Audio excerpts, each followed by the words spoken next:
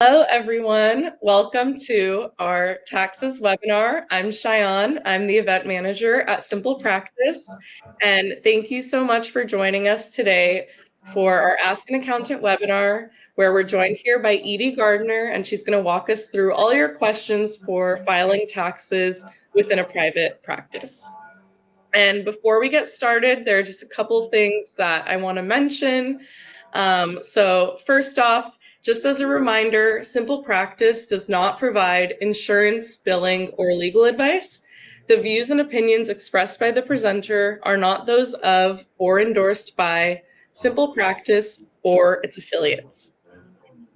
Now, I know many of you have been asking in the chat. Yes, you will be receiving a recording of the webinar. So you'll receive both a recording of the webinar along with the slide deck via email.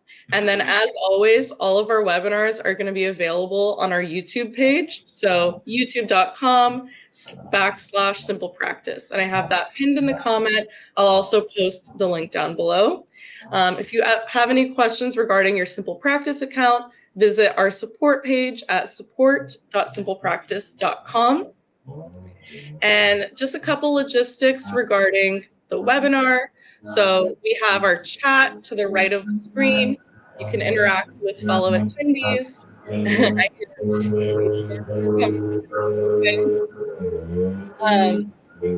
We have our chat on the right-hand side, and then you can also submit your questions in the Q&A section.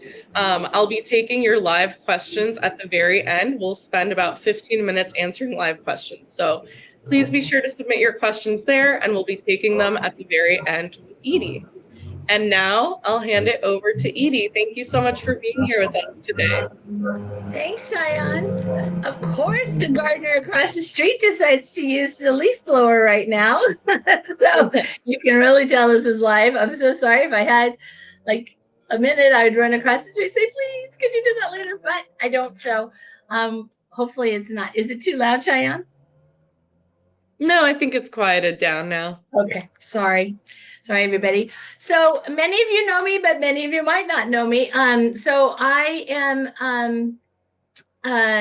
in private practice with myself. I'm a SimplePractice customer, and I have been in private practice with my own counseling practice. I'm an LCSW since 2017, but I've been a licensed social worker since 1995. So that means I've done a lot of continuing ed.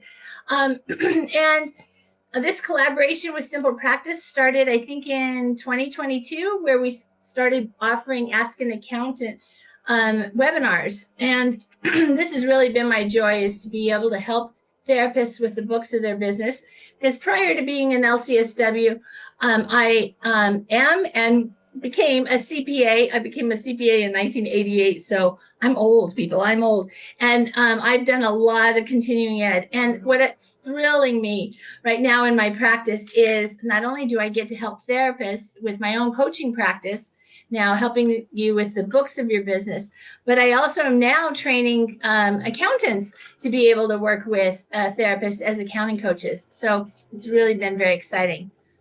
All right, let's get to the meat and potatoes of taxes. So I am a therapist, so I get to talk about co-occurring disorders, right? So co-occurring disorders are very normal. If you have clients who have been diagnosed with one mental health disorder, it's very likely that they have a co-occurring disorder as well. So our mental health treatment plans have to be customized to each individual client because of their unique histories, not only of co-occurring disorders, but also their support systems, their histories. It's never like a one-size-fits-all. And that's a similar concept with how we approach our private practice structure. There's no one recommended way of having a private practice. This is why we really shouldn't compare therapists against therapists with our private practices, but of course we always do. Now today, many questions on deductibility are just slam dunk questions. I can easily say yes or no. Like some of them are really, really simple, but other times it's going to really depend on your unique situation, like a co-occurring disorder. So it depends is going to be the best answer on questions like, should I accept insurance in my private practice? Should I become an S corporation? Is a home office deduction allowed for my therapy practice? That's going to depend. I need more information. And I'll tell you some of that information that I need, okay? So if an expense is normally deductible, but you're incurring that expense in order to evade taxes, then it's not a legitimate deduction, okay? So also our intent in incurring that expense is also very relevant. So the tax code is 7,000 pages, and that's not including all of the other stuff with the tax code, because people are trying to do some bad stuff, so they have to keep adding more and more exceptions and rules to the current tax code. So it keeps growing and growing. So we're not going to cover 7,000 pages, but we're going to cover the basics today. So this is going to get a little bit complicated but my word of the day is going to be simple. So we're going to really, simple practice, we're going to really focus in on the simple part. All right. So a great rule of thumb to apply to any tax question, but particularly today, is if you were an employee of a company and you incurred the expense that you're not sure is tax deductible or not, would you ask that company to reimburse you? So would you ask your employer to reimburse you for that expense? If the answer is no, it's very likely that it's not a tax deductible item per the IRS, right? So that's going to be kind of my litmus test. Okay, in preparing for this webinar, I was falling down the rabbit hole a lot because just when I think I know a topic about deductibility, I get really lost in the weeds. I fall down the rabbit hole on all the different exceptions. So I'm like, how much do I really tell them? For example, are business meals tax deductible? Yes, business meals are tax deductible by 50%. Now, what constitutes a business meal is very, very complicated. And it's a big topic with the IRS. So I'm going to be teaching you today the main concepts. However, the benefit of working with either a CPA, an enrolled agent, or using tax software, tax filing software, is that they ask you all the questions about each of your expenses to make sure it is a legitimate deductible expense. Just as an example, today we're going to be talking about the home office deduction. And home office deduction and business meals are very complicated. On the outside, it doesn't seem like it, but when you drill down, it really is. It's so complicated that the IRS had to create this little flow chart to be able to ask all these questions to say yes and no. That's how complicated it is. They had to have a flow chart to just kind of help you walk you through it. We're going to be talking much, much more about this in a minute. Okay, so the word of the day is simple. We're going to do things really simply. Last year, I offered a TurboTax course for anybody who wanted to file their taxes through TurboTax, and I used a sample, sample company therapy practice as a sole proprietorship. And those were the categories that I used. So it was really simple. And for the most part, a private practice is pretty simple accounting-wise and tax return filing-wise. It doesn't seem simple because it might be brand new to you, but there's not a lot of bells and whistles. Now, a lot of times I will get questions on where do I put my SimplePractice dues? And so I want you to kind of show yourself some grace, okay? Because the actual category that you use isn't quite as important as being consistent from year to year and making sure that the same, like if Psychology Today gets recorded the same way. So you wouldn't want to record Psychology Today expenses in advertising one year and then dues and memberships the next year. Just keep it simple because the IRS compares your individual items from year to year, and if they see huge increases in one category and it's because it's inconsistent, it raises some red flags. So again, we're just going to keep this simple. Okay, so usually I get asked these four main topics, all right? And I have a feeling I'm going to be asked different versions of these four main topics. So I just want to kind of do a general review of these 4 topics. So you only pay taxes on the money that has come into your practice. Okay, so you only pay taxes on the revenue that has come in. If you are paid less than your billing rate for any reason, you can't get a deduction for what you haven't received because you haven't paid any taxes on it. Now, I don't know any therapist practice who isn't cash basis. So this is a cash basis answer, all right? But if you didn't, so if you were not cash basis, so if you were accrual basis, it's a different answer. But if you're a cash basis therapy practice, and almost I can't imagine you wouldn't be, you only get paid on the money that has come into you. All right. So if you're doing pro bono work, if you were not paid your full insurance amount of your billing rate, and we're going to go dive deeper into this, you still don't get to deduct or write off that amount because you haven't received it. So you won't be paying taxes on it either. All right. So now you need to pay taxes throughout the year, either in salary withholdings or through estimated tax payments.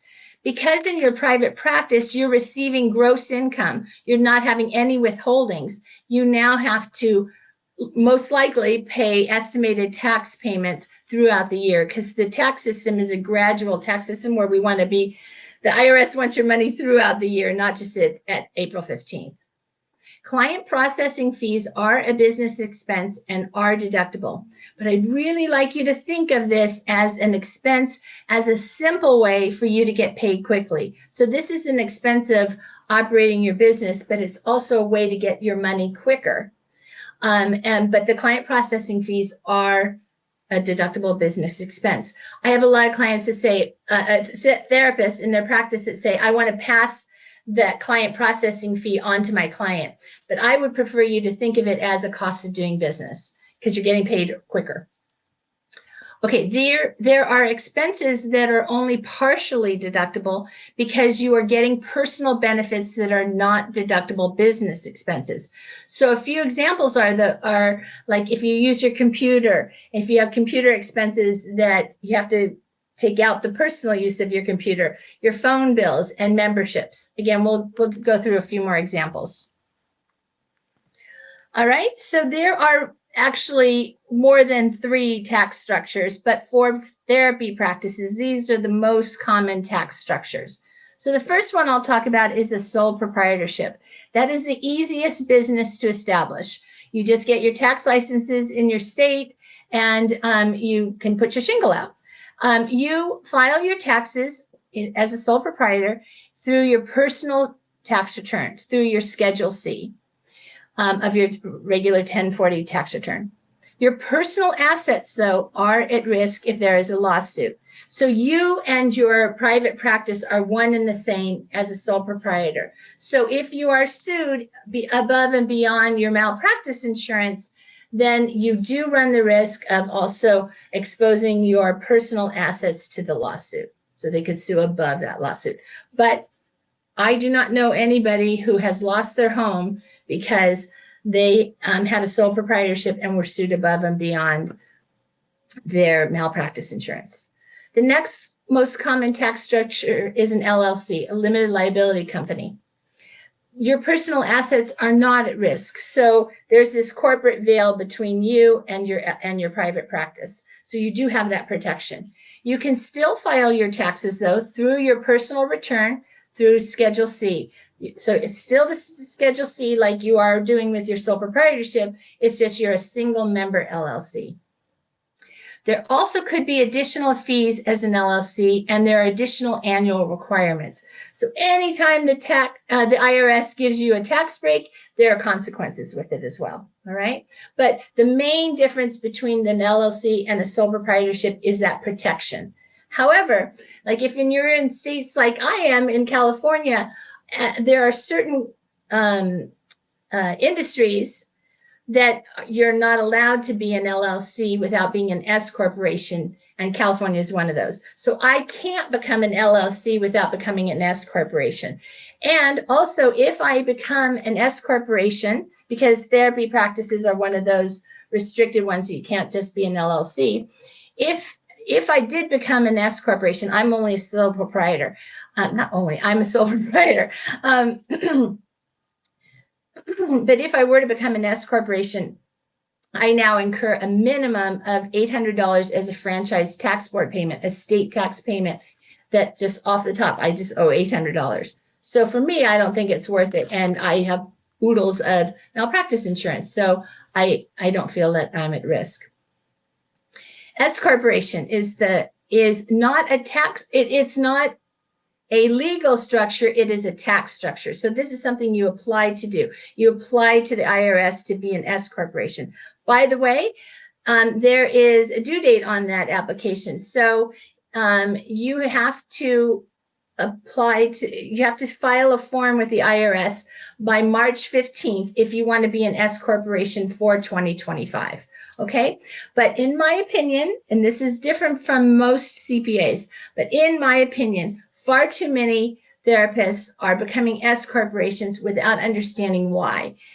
So we're going to get to that in a minute in the next slide. You're a member and employee of your business when you're an S corporation, and you have to pay payroll. So you have to pay yourself a reasonable salary as an S corporation. Now, if you are paying yourself a reasonable salary, any other distributions from your private practice are not assessed payroll taxes. So that's the savings on why people become an S corporation. Anything above and beyond their salary is not taxed for payroll taxes. They are taxed for income taxes, but not payroll. Plus, there could be additional fees, especially like that franchise tax board payment that I mentioned, and there are additional annual filing requirements. All right, so regardless of the entity, all entities must be very careful in taking on more help. So the IRS has a 20-factor test to determine if you have an employee or if you have an independent contractor. If there's any doubt, you have an employee. And so I just want to offer that because so many times people think, I want to grow my practice, I'll just get independent contractors to work with. Well, first of all, it might not be financially the win that you think it is, because I know a lot of practices that are doing phenomenally with just as a sole proprietor or, just as one person. So it doesn't mean that when you add more independent contractors or employees, you're necessarily going to be making more money because you've got more expenses too. But you don't get to decide if you'd rather do independent contractor or employee. There are a lot of factors to consider. And like I said, the IRS really does that consideration. So all of these people putting their hands up in the air is usually the look that I get when I ask certain therapists, why are you an S corporation? Because they may have heard from their friend, oh, you can save a lot of money by becoming an S corporation. So a lot of people become S corporations, but they don't know why they're saving money. But also, again, like I said, if the IRS is giving you a tax benefit, they're requiring stuff from you too. So what is a reasonable salary in your practice? Because you have to be paying yourself payroll as a reasonable salary. So what's a reasonable salary? That's the ambiguity that the tax code can't really say this is a reasonable salary because every practice is different. And we're not just talking of S corps are for all companies. It's not just all industries. It's not just therapy practices. So they can't say what one therapist's salary should be versus some other industry. But the general rule of thumb is if you needed to hire a replacement for yourself for the year, how much would you pay them to be your replacement? So again, you're going to get lots of different CPAs opinions on this. But for me, net income of less than $100,000 in your practice likely will not be a reasonable salary. So you're going to be paying probably, a reasonable salary would be very close to that $100,000 if you're a full-time therapist. And so you won't be paying yourself a distribution, so you won't get the benefit of no payroll taxes on that. So never do DIY your books if you're an S corporation. I draw the line there. A lot of times people say, do I need a CPA to do my taxes? And if you are an S corporation, I I strongly encourage you to get a CPA for your payroll and your tax returns. If you are an S Corp, you should know why and how it might save you money, okay? So S corporations, let's really know if it's beneficial for you. Again, I don't hear CPAs talking about the downsides of being an S corporation. I really want you to be well informed. CPAs don't agree on this, but like I said, that $100,000 is my litmus test. I don't even talk to you about it unless it's over 100,000. However, if you have employees, if you have associates working under your license, if you have independent contractors too, or if you serve in a highly litigious area. So like if you work with kids a lot, parents can be very litigious. And if you work in the court system, like if you're, doing lots of testimonies in court, the chances of you being sued you're at greater risk. So in that case, I do really want you to have that personal asset protection. So I would recommend, those are my, even though you're making less than $100,000, I really want you to have that protection. So I would recommend becoming an S Corp. Either an LLC or an S Corp. But like I said, in California, we can't become LLCs.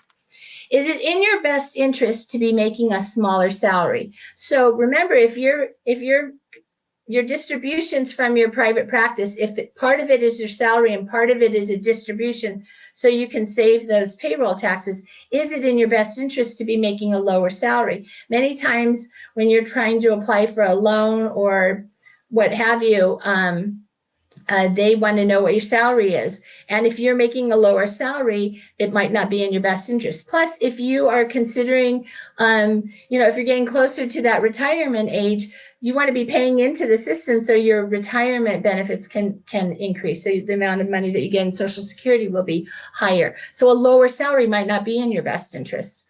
Also, up through 2025, the new tax laws in 2017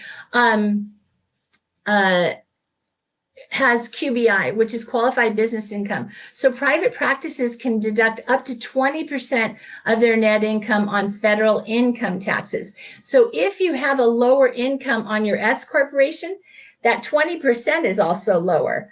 So you might be saving in payroll taxes, you might, but you might be getting less of that 20% deduction. So if you're on the fence right now about whether or not to become an S corporation, I would recommend thinking about it after 2025 so you can get the full benefit of that QBI. Okay, another thing that's common with a lot of therapy practices is we get licensed in other states. So I really want to emphasize this. I was recently in a meeting with a group where I have a contract, and there's over 600 therapists, and they asked in the meeting all the new therapists to introduce themselves, and everyone was saying which other states they're applying to be licensed in. I'm like, oh my gosh, they have no idea what nightmare they're creating for themselves, because being licensed in another state means you're licensed to help those residents of that state. So that state needs your tax money. So you may be triggering a state tax return by being licensed in many states. Even if you're in a psychologist and with that SIPACT arrangement, that just allows you to practice in other states, but the income tax return that might be triggered for that state might apply. So my best advice is to really know your why on when thinking about practicing in more than just your home state. I also really recommend having a CPA do your tax return if you're in multiple states. When I was reading all your questions, I noticed that there were a lot of comments about how much admin time you're spending on billing issues with your clients and with insurance companies. So if you want to serve people who cannot afford your private pay amount, that's great. But accepting insurance should not mean you're spending massive amounts of admin time working with the insurance companies, okay? If you have a private practice with a certain billing rate, is that really your billing rate if you have no clients who are paying you that amount? You should not have collection issues in your practice. That takes up oodles of time. So let's free up that time. Okay, now let's invest that time in how much time are you spending on the books of your practice. So yes, this is a high time we're talking about taxes because it's looming with April 15th. However, I want you thinking about the books of your business, the accounting books of your business all year round, okay? If you're an independent contractor anywhere, you are a business owner. So take all the time you save from collection issues with billing and invest that time into learning the numbers of your practice. Like I said, accounting is so much more than filing that tax return. And we want to be current with our numbers. Okay, so here's some general tax tips, and then I'm going to get to the questions that you submitted. So no matter who prepares your return, have estimated tax vouchers prepared. So your estimated tax vouchers for the next year are all calculated based on your tax return filing. So even if you file with TurboTax or an online do-it-yourself, you can check that option where you can get estimated tax payment vouchers. So you have the amount that you have to pay in, so you will avoid next year any tax penalties for not paying in time. My general rule of thumb is to put 40% aside every month of your net income for taxes, retirement, and to have for those rainy days in your business. So if you have slower months, if you're putting more money aside and you have that as cushion, great. But 40%, because remember, in your own practice, you have both now payroll taxes and income taxes and possibly state income taxes, depending on what state you're in. Have current numbers every month with accounting software. Now remember, your EHR and Excel are not accounting software packages. To me, your peace of mind is super priceless. And so let's not get fancy with tax savings where your peace is sacrificed. So if you have peace with your tax return, an audit doesn't seem like such an absolute dreaded thing. And there's less anxiety about it when you know you're doing it right. All right, now we get to the questions. So do you recommend filing taxes on your own or with the help of a professional? This is one of those, it depends. Questions to consider in order for me to answer, for you to answer this question is, did you do your own personal tax return each year before you had your practice? If you did not, there's going to be a lot of learning on how to even do your own personal taxes. So I would not recommend that. That learning curve is way too steep. Did you enjoy being in control of filing your own return or working with the numbers in your practice? If you really do enjoy this, if you really like that control, yeah, I'd say go for it. Do you want to learn how to prepare your own tax return? There is zero shame if you do not want to learn how. Business owners do not need to be tax experts. Put that in the hands of someone who really does like this stuff. So what should I look for in a local accountant? First of all, it doesn't have to be local, but I think it is good that you have an accountant in your state because they know that state very well. A CPA or enrolled agent, an EA, with small business accounting experience is great, but you don't have to have a CPA who works with therapists. You don't have to have that specialization. If you do, great, but you don't have to. Because any CPA or enrolled agent should know how, they file tax returns in all different industries. Choosing with whom you work on financial matters is very personal. If you want personal service, don't go with a larger firm. A lot of large firms now won't even take on small business accounts.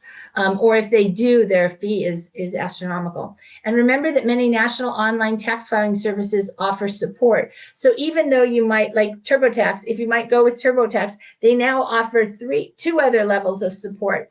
So you could either do it all yourself, but then you could have support, or then you could have someone actually filing the return for you. So that's something you might want to look into if you don't have a CPA that you work with. Also, getting referrals from other therapists that are colleagues is also great if they like that CPA.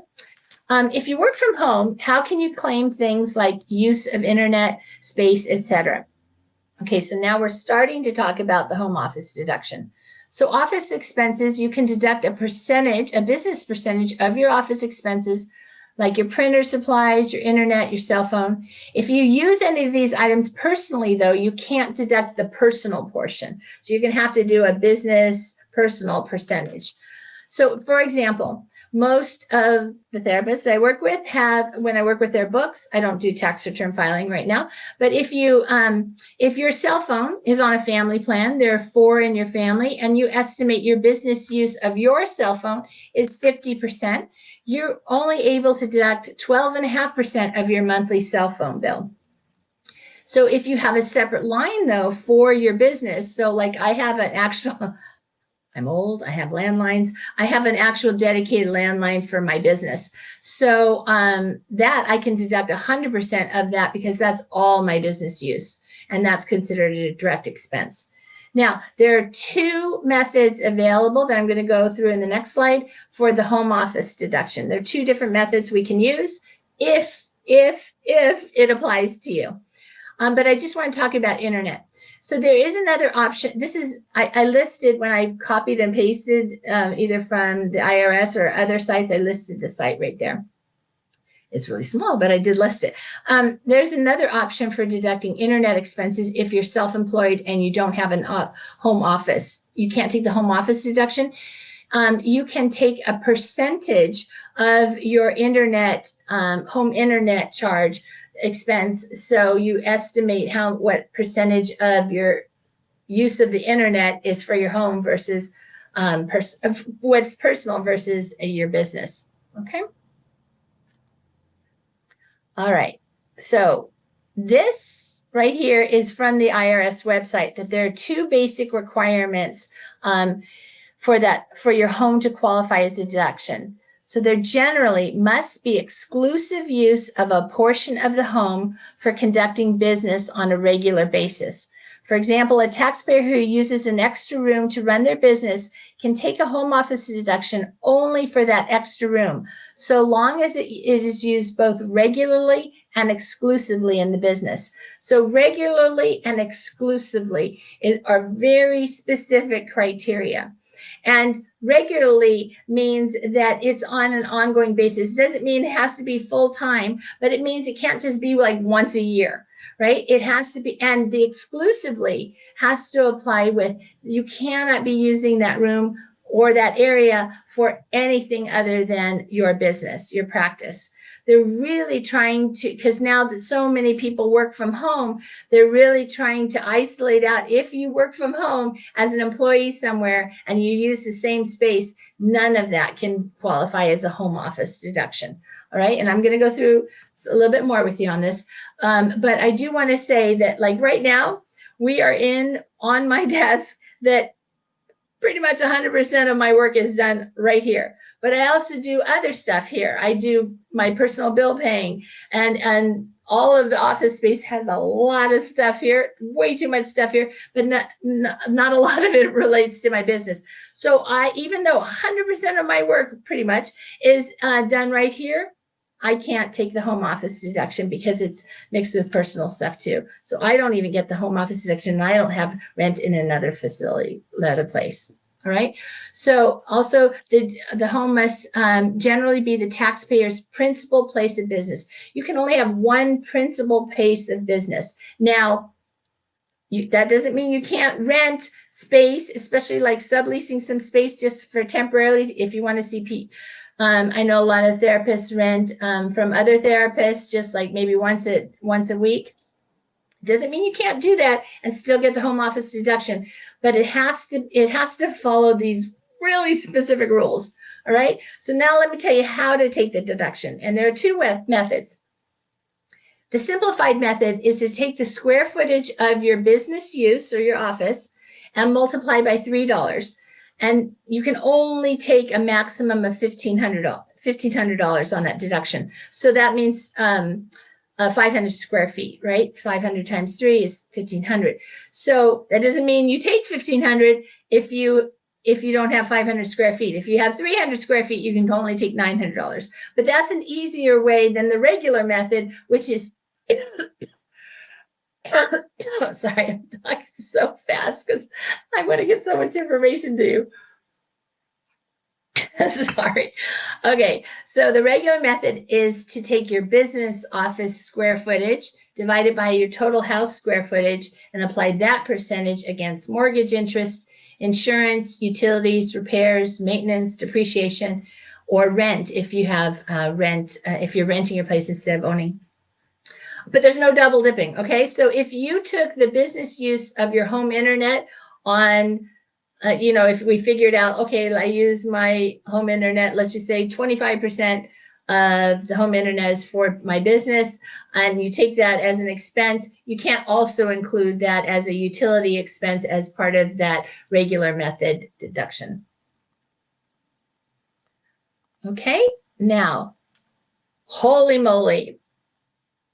I know my husband does a lot of presentations, and the first rule of thumb is don't put a lot of stuff on a slide. But the reason I did this on purpose, because I want to show you how much we drill down on an issue should seem easy about home office deduction, but you've got to be able to drill down. So this, I'm not going to read this, of course, but the principal place of business, there's a lot of criteria right here. You will get these slides if you want them. I mean, this is a lot to read.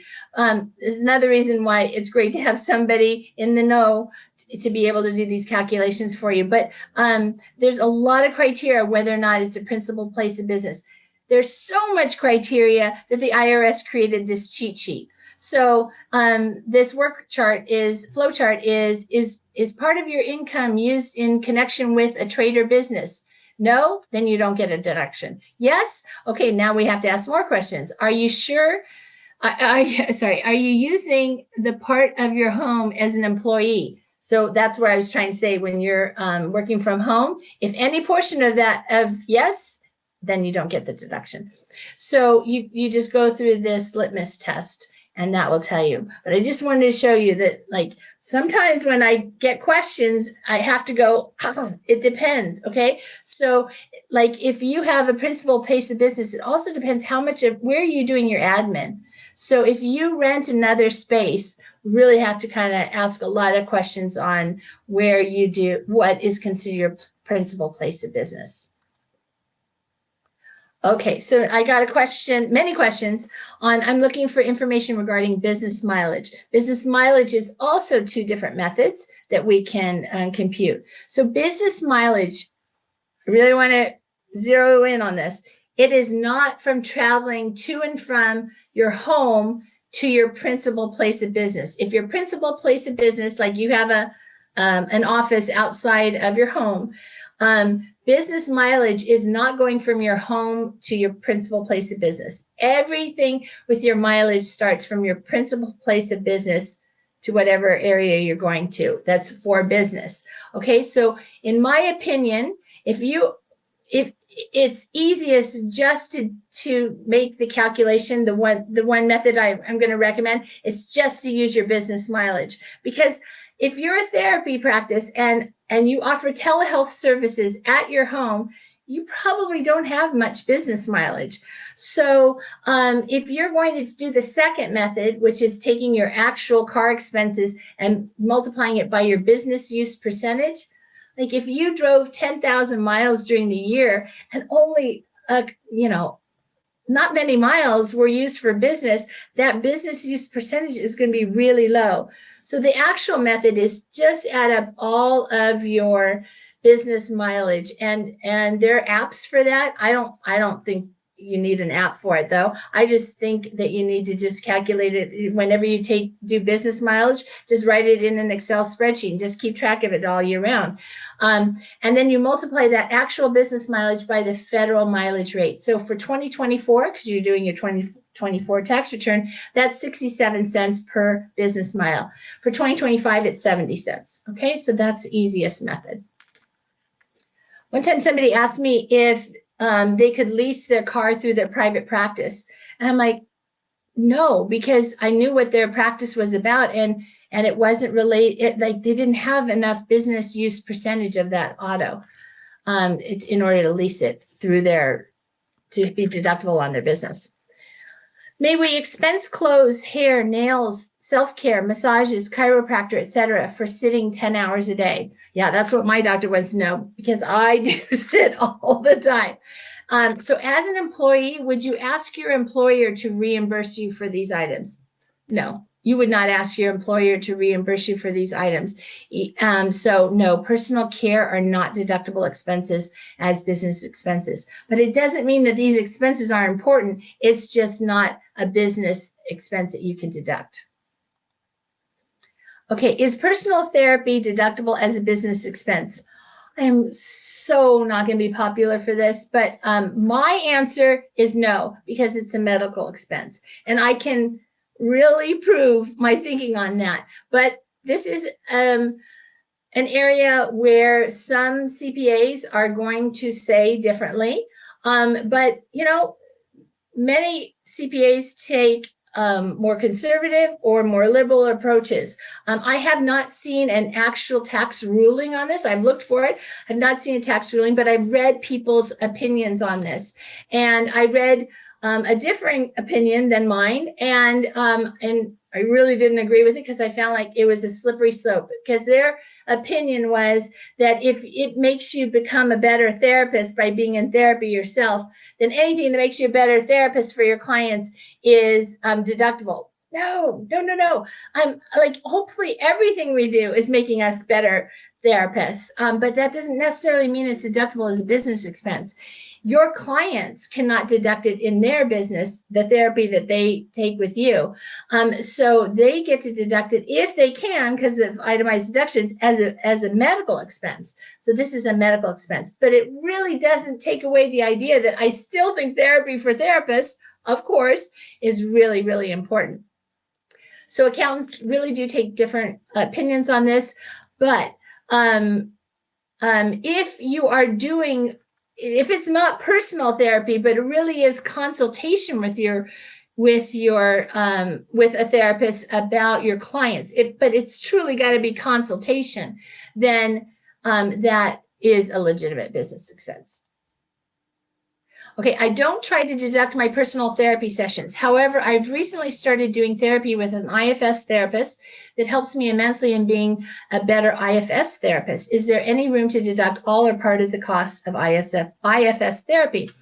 So if you took a formal training course on providing IFS, that continuing education would be a business expense. But we could technically point to many activities that make us better therapists, right? So because this wasn't a formal training, no, it would not, none of that therapy would be a deductible business expense. Can you speak about business trips, business meals, and the required documentation? All right, this is a really, business trips, not so much, because it's usually for therapists.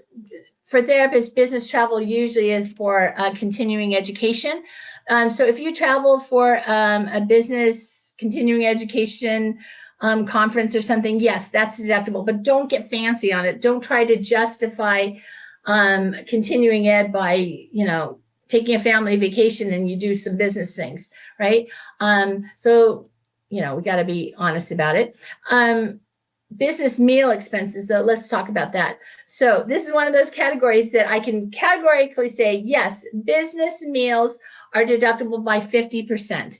However, what constitutes a business meal is really specific. In one of my continuing ed webinars that I attended, they were talking about business meals, and they specifically said in the tax code, they found this area of tax code regulations where they said, if you normally, as business colleagues, normally meet at a restaurant and everyone periodically picks up the bill, that's not a business meal. You can't deduct that. So I thought that was wild and wildly specific. Also, what constitutes a business meal is it has to be in a restaurant. It has to be like a sit-down place. Sorry. So yes, business meal expenses are deductible by 50%. And I won't read all this, but this is some of the some more requirements about the business meal. Now, what I do want to highlight though is that you can't just tell the IRS that it's a business meal. You have to have the receipt as backup, and on that receipt, it should say the name of the place and all of the itemization. Tips are also deductible, but it should have all that on the receipt. You have to include the names of the people in attendance and the business purpose. So why was it a business meal? Okay, am I able to write off a flight and hotel if I attend a virtual webinar for a CEU? So it's virtual, so no travel expenses would be deductible. An in-person CEU training is a deductible business expense, but let's change this question to say, let's say you're on vacation and you watch a virtual CEU webinar. That hotel room also would not be deductible because this expense is for your convenience because you're on vacation and it's not a cost of doing business. All right, so I did want to talk about, I did see a lot of people who have just started their therapy practice, and I just wanted to introduce this concept of startup costs. If you just started your private practice and you incurred expenses before the year that you started, so let's say you started in 2024, but in 2023, you had business expenses to get started, like maybe filing fees, maybe you got a website going and you incurred a lot of expenses before your company, your private practice actually started. Those are called startup expenses. But again, there's a lot of definition of what is a startup cost, okay, versus a capitalized cost that is treated separately. But basically, all those costs in a year before you actually started business, before you got business income in, those business expenses are deductible in that first year up to $5,000. And then any remainder of that, if it's less than $50,000, has to be amortized over 180 months. All right. So hopefully that helps. Do you have any tips or insights for practitioners working in multiple states via telehealth? Or if I counsel in 2 states, do I have to file 2 state tax returns? So every state has different laws. If you're licensed to practice in multiple states that have state income taxes, you should have a tax professional prepare your return. You might be triggering a state tax return. I'm looking at the time. I really want to get to live questions, but I'm going to go through this quickly. So this person resides in Nevada, but sees clients out of state in Washington. So great, because Nevada and Washington both don't have state income tax. But let's take California, for example, where I am. If California is my home state, you record all the income from every state, and then you get a credit if you've paid taxes for state taxes elsewhere. Okay, so even if you're in a non-resident state tax return, but you're licensed to practice in another state, you might be triggering a state tax return there.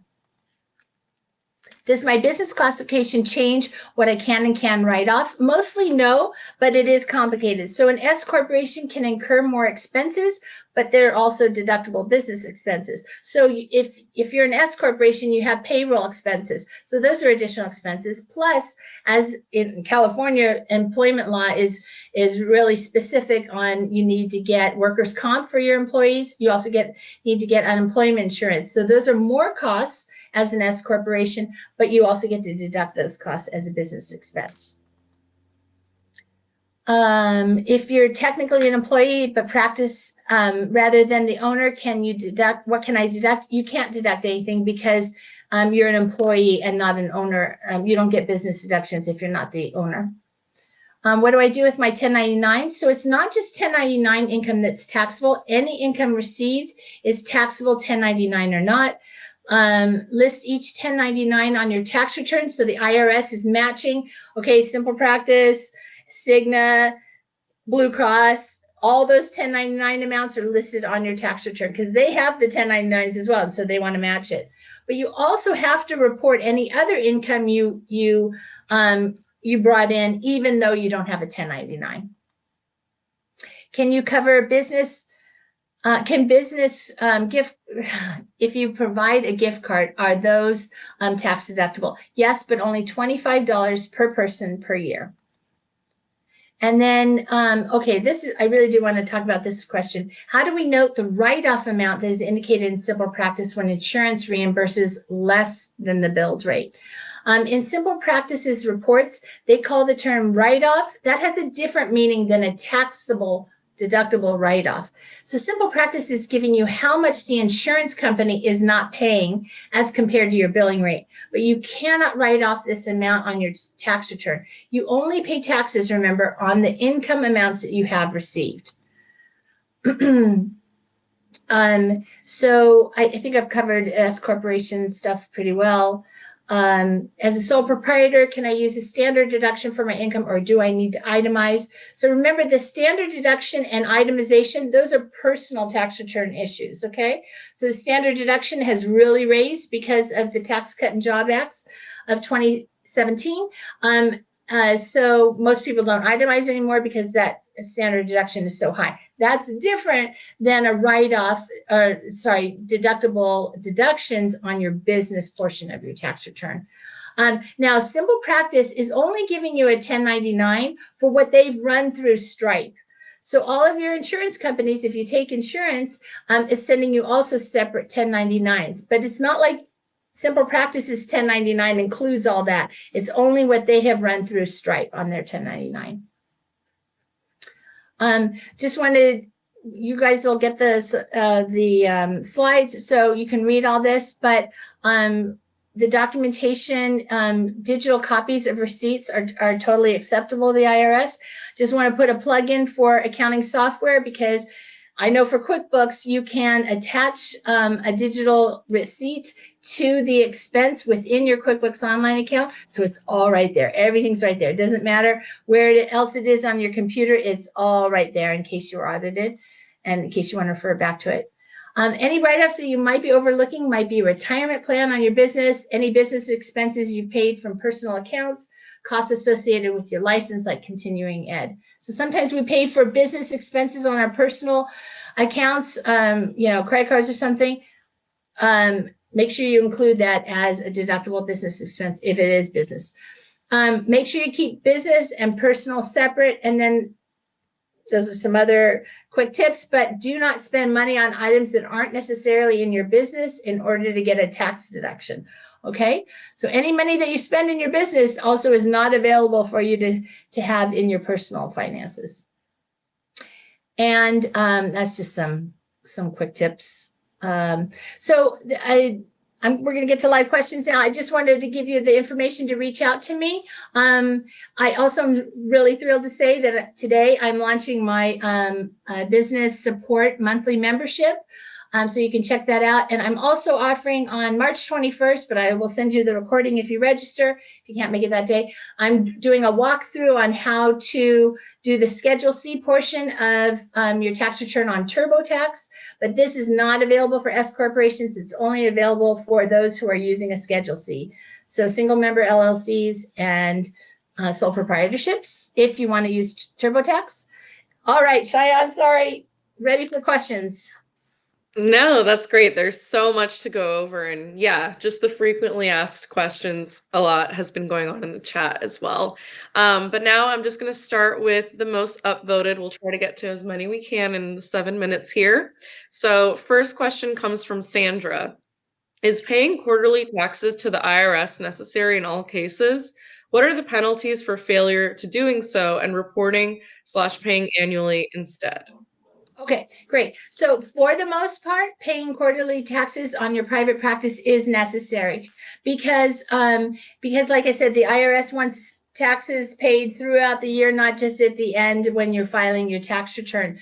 So the best rule of thumb is that in order to avoid tax payment penalties on not paying enough, you want to make sure you pay 110% of last year's taxes this year in estimated tax payments. So 110% is if you make over 150,000, and if you're married filing separately, there are a lot of rules. Maybe you could do 100% if it's lower, but I would just use the rule of thumb. It's 110% of last year's taxes. You have to pay that in this year. But remember, that's just to avoid tax penalties. Remember, we're hopefully growing our private practices every year, right? So we're going to be owing more money. So even though you've made the minimum that you have to make sure you're still saving money and putting money aside for the extra that you're going to owe because you're growing your business, you're growing practice. And the penalties, it is a calculation. It's hard to say exactly, like if you haven't made the third quarter payment on time or enough, they assess it. It's not a whole lot of money, but it depends on how much you owe. If you're not making any estimated tax payments, then yes, it's going to be a lot more money. Awesome. Thank you, Edie. We'll move on to the next question from Elizabeth. Do you have a recommendation on a tool to keep track of possible deductible expenses? And I know softwares were asked a lot about. Yep. So when you're working in, let's just say QuickBooks, throughout the year on your accounting, that's not necessarily going to tell you if it's tax deductible or not. A tax software or working with a CPA on the tax return filing is going to help you. But you're just recording what expenses you're paying. So I want you to know ahead of time if it's a deductible business expense. If it's not deductible, then don't pay it out of your business credit card or checking account, right? So hopefully all the expenses that you're recording during the year are actual deductible business expenses, because you don't want to take out what's not deductible. So how do you do that? Well, let's say you by accident paid for a personal meal on using your company credit card. That happens, of course. So you're going to record that against owner's draw, which is not part of your profit and loss statement. That's a balance sheet item. I know that I threw a lot of terms out there. Don't worry about that, but just that you just want to have your expenses in your accounting software deductible. That's why things like this are really valuable, because you're learning what is deductible and what's not. So you won't have to worry about, like, don't use your business accounts to pay for non-deductible stuff. Great. Thank you, Edie. We also received a ton of questions about pro bono work. So question from Lisa, is pro bono work deductible and how does it work? Right. So pro bono work is one of those examples that I said that was really commonly, that's one of my most common questions is, do I get to take a tax deduction for that? And no, your generosity is so wonderful, but the IRS can't give you a benefit for being so generous. So just by way of an example, I have a client who, not technically a therapist, but I do his books, and he has an insanely high, wildly high billing rate. But not all of his clients can pay that, so he gives them less of a billing rate. Many clients do pay that, but some don't. So if some don't pay that, he can't deduct that wild rate minus what they have paid. And when we're offering free services, that's volunteer work. That's it. I mean, again, it's honorable. I hate to say don't do that, because of course, I'm not saying don't do that. We all do that, but you can't take a deduction for that because you've never been taxed on that. Awesome. Thank you, Edie. And I think we have time for one last question. This was one that was also submitted quite frequently. The question comes from Tiffany. I file jointly. Do I file my estimated taxes separately or with my partner's estimated taxes? So as long as you're not an S corporation, you file your estimated tax payments as personal taxes. So that's a really great question. Thank you, Tiffany, for asking that question, because when you are filing your estimated tax payments, you want to make sure you're using, like, you go to irs.gov and you hit pay, and you want to make sure you're using your social security number, because that's on your personal taxes. All right. Even though it's related, the amount that you're paying is related to your business, your private practice, your sole proprietorship or LLC. It's different for S corps, but yes, you're using your personal social security number, because this is called a pass-through entity. It's all run through your personal tax return. Great question. I'm so glad you asked that. Well, thank you so much, Edie. I know taxes are a huge undertaking, especially when you've just started your own practice. So this was really, really helpful.